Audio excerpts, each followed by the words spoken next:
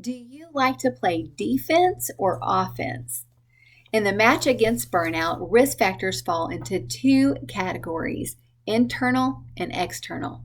This video will look at some of each and give you some options for starting to move that needle from burnout to boom. So let's get started. Hi, I'm Linda Zelnick with Alta Coaching, and in a recent video in this series, I mentioned that there were parts of the workforce that were more likely or had higher risk factors for burnout than others.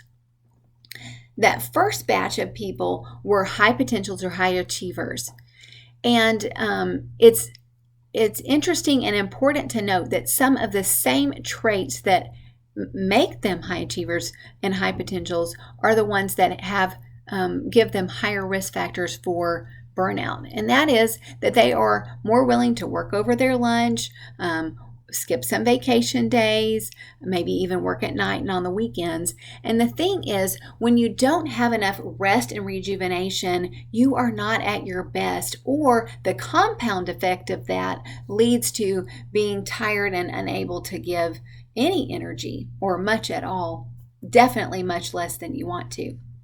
So people that fall into this category, by placing some boundaries around that work-life balance, by intentionally paying attention to your self-care and filling your own cup, you will ensure that you are able to keep pouring out in the way that you desire. Another part of the workforce that is at higher risk for burnout are those in helping professions. And that is in large part due to just the nature of those professions. So in teaching and helping professions such as therapists or healthcare workers, they are giving and giving and giving. And without proper rest and rejuvenation, similar to the high achievers and high potentials in any industry, they too will grow burned out. So leaders in these industries and workers in this profession must be attuned to when they are getting drained, how much they need in order to rest and be ready to give their best. So if leaders see someone giving and giving and giving and giving, instead of being thankful for the organization, just showing some empathy and helping that person, coaching that person even to some work-life balance, will help ensure their long-term impact for themselves and your organization. Another thing that increases the risk factor of someone is their mindset. So people that are more likely or more pessimistic and more likely to be excitable will be at a higher risk for mindset. So if those words resonate with you, some things that you might consider are mindfulness and gratitude practices to shift from pessimism to optimism, just intentionally choosing a new and different way to look at the world around you, to shift from excitable to calm. So those are our internal factors. Let's move on to the external factors. Sometimes these can feel and be discouraging, but in most cases, there are moments of choice that we can make, even though these factors are in general outside of or influenced by other people.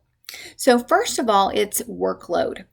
And this is not necessarily the quantity of workload, although that matters, and the time pressure on the workload matters. In reality, the most important thing is how the workload feels.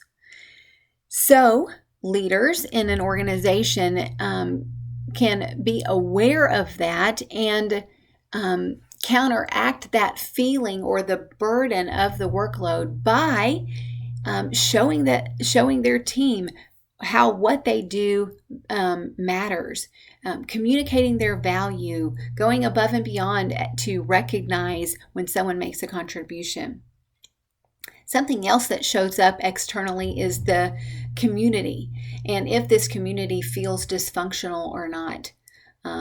That kind of situation for a short period of time doesn't make a big difference, but when it is ongoing and leaders do not course correct that or try to improve the quality of the community, burnout is on the rise. So, one thing that is an internal moment of choice there is to just invest in your coworkers. Show that you care about them as people and not just the work that's being done. Leaders are especially in the spot to impact this as well. Finally, fairness is a big one. So when workers feel like they are being treated unfairly, unfairly compensated, or someone has a more flexible work life than you, that is when burnout is on the rise as well. And so organizations need to consider what they are offering and to who, and make sure that it is as fair as possible. These three things all can be highlighted and improved by the organization paying attention to the SCARF model offered up by David Rock and the Neuro Leadership Institute. This model spells out is represented by status, certainty, autonomy, relatedness, and fairness, the 5 social domains that people need to feel safe in an environment or a relationship. And I will release a set of videos on that next week to help bring some clarity around those things as well. So I hope this video has been helpful, looking at the internal and external factors of burnout and giving you some options for starting to move that needle from burnout to boom.